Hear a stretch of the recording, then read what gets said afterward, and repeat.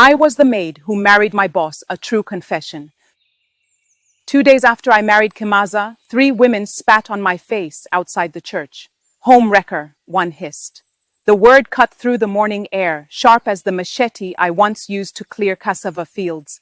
Behind them stood a row of women, their faces hardened by tradition and judgment, their wrappers tied tightly around waists that had borne children for men they respected but rarely loved. You won't imagine what happened when I wiped my face with the back of my hand and moved forward to confront her. My name is Martha Bekongcho, and I am 53 years old. In my people's tongue, Bekongcho means spears of war. Not that I ever went seeking conflict, but when life's battles found me, I never turned away. Now, I stand here as a woman who dared to step across the invisible boundary between servant and mistress in a place where traditions run as deep as the ancient roots of the Iroko tree. Kimaza's family compound stood proudly atop the Lebialem Hills, its zinc roof shining in the morning sun, immediately distinguishing it from the smaller, more modest homes scattered across the landscape. Built from sturdy, well-maintained compressed mud bricks by a retired police commissioner, the house exuded an air of dignity and order rarely seen in the village. I still remember my first day passing through its gates, carrying my plastic bag containing everything I owned: 2 wrappers, 3 second-hand blouses, my Bible, and a stack of romance fiction and Agatha Christie novels with worn-out covers. My mother, still full of strength, remained in the neighboring village to care for my 10-year-old son. You will address him as Pa Kimaza, though many people fondly call him Pa Kim. Peterson, his son who had hired me, said, "My father was a respected police commissioner. My mother has gone to America to babysit my sister's child. You cook, you clean, you tend the compound. Nothing more. We want our father to have the best of care so that he can live the rest of his days without stress." I nodded, not daring to look up. The house echoed with emptiness. Photographs of Martina, Mami Martina as she was called, adorned every wall. Her broad face, eyes sharp with intelligence, seemed to watch my every move as I swept the tiled floors and dusted the china cabinet filled with mementos from her past. She has been gone for 3 years now, Kimaza told me that first evening as I served him fufu and vegetable soup. His voice carried no emotion, yet his eyes betrayed him, loneliness and resignation wrestling beneath his stoic police exterior. I was 42 then, with a 10-year-old son living with my mother in the next village. Not young, not beautiful by village standards, but capable. I had been married once, briefly, to a man who left me with a child and nothing else. For me, this job was salvation, regular pay to educate my son, a roof over my head, and purpose. I had dropped out of high school after my father suddenly died, leaving us with no means to take care of ourselves. The phone calls from America grew fewer each month. I would hear him at night, his voice rising in the darkness. "Martina, a man cannot live on memories. Your place is here." The answers never changed, each one a rehearsed melody of distance. "The baby still needs me. Our daughter cannot cope alone. You have the maid. I am needed here more than I am needed there." The words, spoken from across an ocean, hung heavily in the air, cold and unyielding. More than once, I heard Pakim's voice crack through the hush of the house, raw with longing and wounded pride.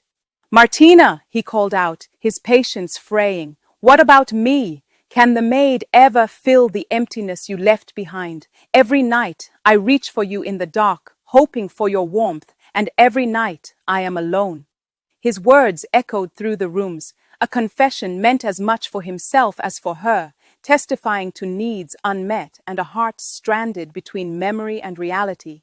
After these calls, the silence in the house would grow heavier, like the mist that blankets the highlands before the harmattan.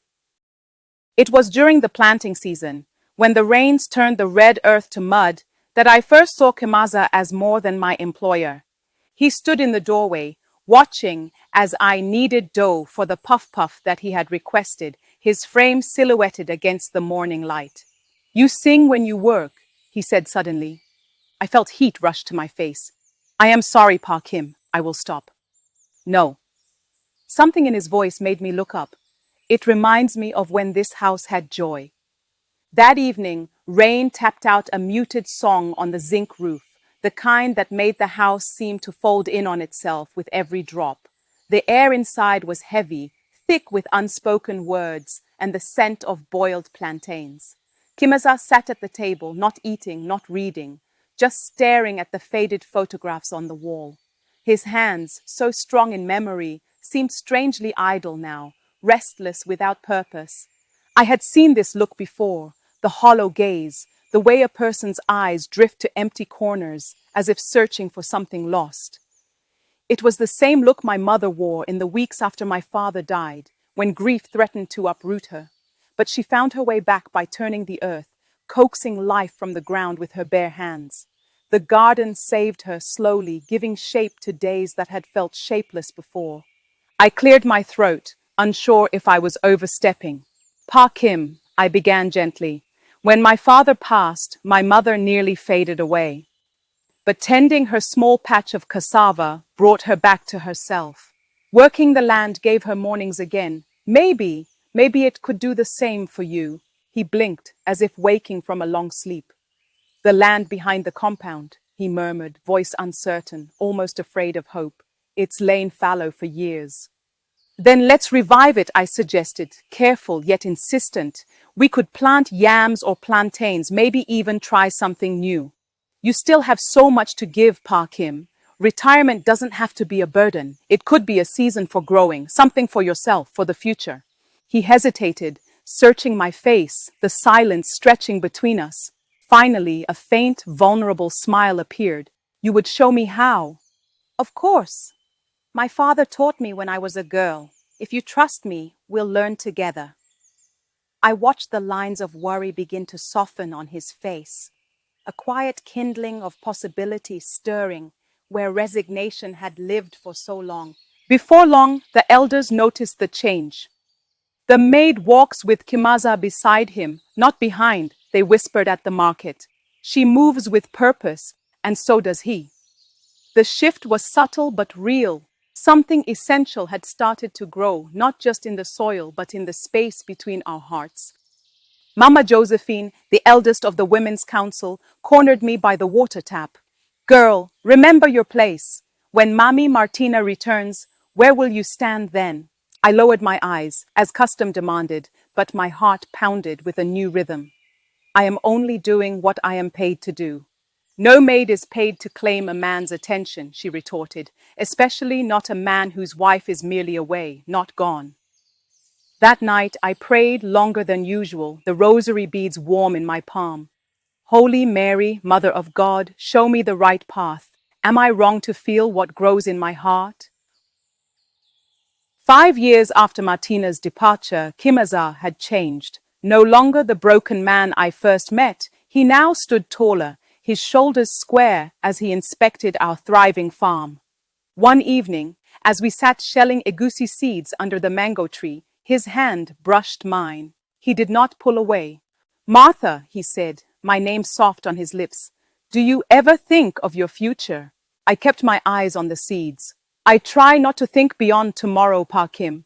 I have asked you to call me Kimaza when we are alone."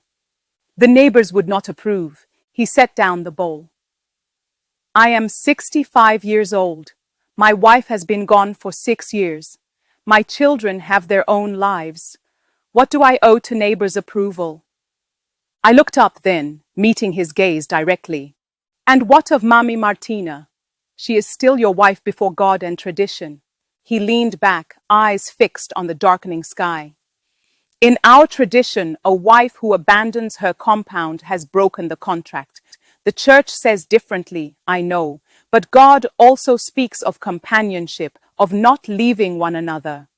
That night, for the first time, he told me his story, how he had joined the police force at 22, working his way up from constable to commissioner, how Martina had borne him 4 children despite difficult pregnancies, how proud he had been when their daughter married an educated man who took her to America. "But pride is poor company on cold nights," he concluded, his voice barely above a whisper. I knew then that I stood at a crossroads. Behind me lay safety, the known path of servitude. Ahead lay something uncharted, dangerous, yet calling to me with a voice I could no longer ignore. The price of love. When I told Kimaza I was pregnant, I expected anger, dismissal. Instead, he looked at me with a tenderness I had never seen before. "We will marry," he said simply, "not just for the child, but for us." The news spread through the village and beyond like bushfire in the dry season. By Sunday, the entire church watched as I entered, sitting not in the back, but in the third row beside Kimaza. Pastor Dumaya's sermon that day was about adultery. His eyes found mine repeatedly as he spoke of temptresses who led men astray. Afterward, outside the church, it happened. Mama Josephine, surrounded by her council of matrons, confronted me.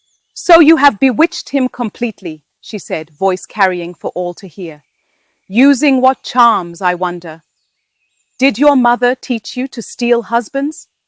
Kimaza stepped forward, raising his cane, but I placed a firm hand on his arm. "Let me speak," I said, steadying myself. I faced Mama Josephine and the circle of matrons, feeling the weight of their judgment. "What I have is not stolen," I said, my voice clear and strong. "A person is not taken by charms or tricks. He made his choice, as any man must. If you wish to blame someone, blame the loneliness that filled his house for years, not the woman who answered it."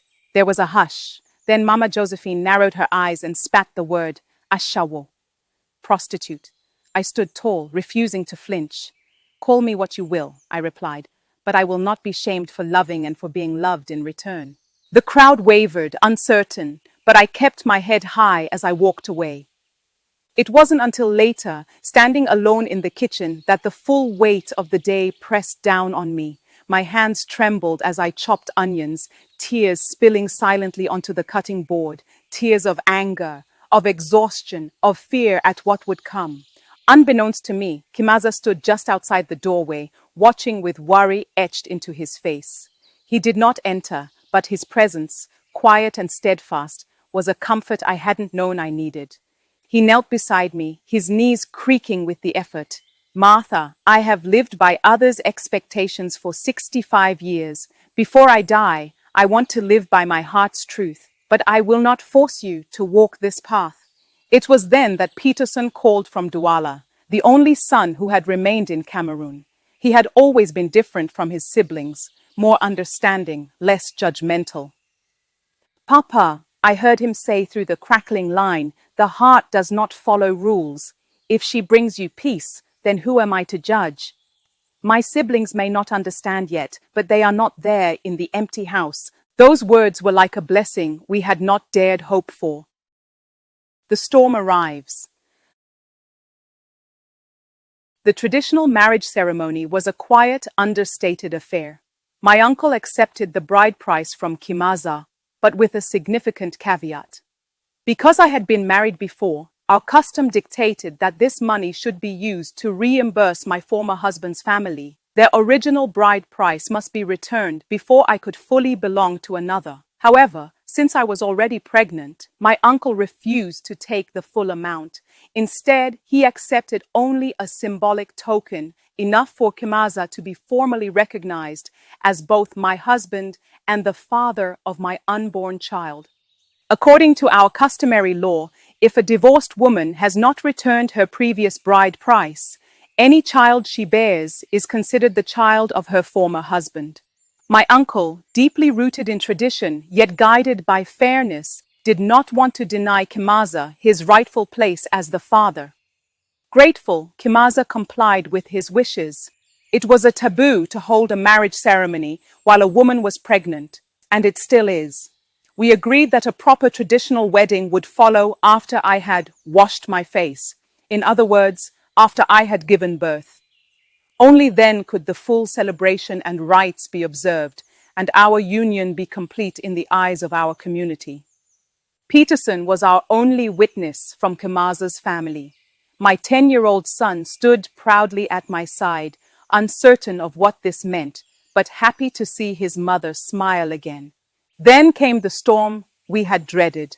Word reached America. The children called one after another, their voices thick with accusations. How could you betray Mama this way? With a maid? Have you no shame? We will never accept this woman. Only Peterson defended his father's choice. The worst was yet to come. Within a week, Martina was on a plane to Cameroon. She arrived like a thunderclap, her American clothes and straightened hair making her a stranger in the village that once revered her. The jeep that brought her from the airport kicked up dust that seemed to hang in the air for days. I had prepared for this moment, rehearsing words of respect, planning to retreat to the back quarters. But nothing could have prepared me for the raw fury in her eyes when she saw me standing in what had been her kitchen and pregnant for her husband. So this is what 6 years buys, she said, barely able to subdue her anger. My husband in the bed of a house girl. Kimaza stood firm. Martha is my wife by traditional law, Martina, and our child will bear my name. Martina's laugh was sharp. Wife? The church would disagree. The courts would disagree. Then let the courts decide, Kimaza replied, his voice steady. But know this, I waited. For 6 years I waited. You chose America over me. As for the church, well, I am ready to quit going there. They don't hold the keys to heaven. The following days passed in a haze of arguments, tears, and the sound of doors slamming throughout the house. I was prepared to relinquish the bed I now shared with Kimaza, believing it was the only way to restore some peace. But Martina confronted me directly, her voice cold and unyielding, declaring that my presence had defiled the bed and she would never sleep in it again. Instead, she quietly arranged to stay in one of the guest rooms, distancing herself from the space that had once been hers. Her lawyer arrived, papers in hand. She was suing to invalidate our marriage, to claim her rightful place as Kimaza's only legal wife. Before the judge, the courthouse in Menji was packed the day of the hearing. Women from the church sat behind Martina, their faces solemn with righteousness. A few of my relatives huddled near the back, unsure if they should be there at all. Martina's lawyer spoke eloquently of 35 years of marriage, of a faithful wife who had gone to help her daughter, only to be betrayed. This man has humiliated a respected matron of the community, he said, his voice rising. He has taken a servant, a woman young enough to be his daughter, into his bed while his lawful wife was serving their family abroad. When it was our turn, Kimaza's lawyer, a young man from Kumba, spoke calmly. For 6 years, this man lived in emotional exile. His wife chose to remain in America despite his pleas for her return. Under customary law, which this court recognizes, a man may take another wife. He has broken no laws. He has only sought dignity and companionship in his final years. I sat with my hands folded, eyes down, feeling the weight of stares. The whispers cut like knives. Gold digger. Husband thief. She must have used juju on the old man. Then the judge spoke, her voice cutting through the murmurs. The law is clear. In Cameroon, both civil marriages and customary marriages are recognized. The customary marriage between Kimaza and Martha is valid under our laws. The first wife's prolonged absence does not invalidate her marriage, but neither does it prevent a customary second marriage. The gavel struck. Just like that, I was legally Kimaza's wife. Martina stood, her body rigid with shock. This is not over, she said, her voice breaking. My children will never accept this. She was on a plane back to America within days, leaving behind a village divided and a family fractured. As Martina had promised, her children, except Peterson, cut ties with their father. They believed he would run out of money and come crawling back, begging forgiveness. They were wrong. The government released his pension, 25 million CFA francs. With it, Kimaza bought more land, expanded our farm, planted oil palms and cocoa.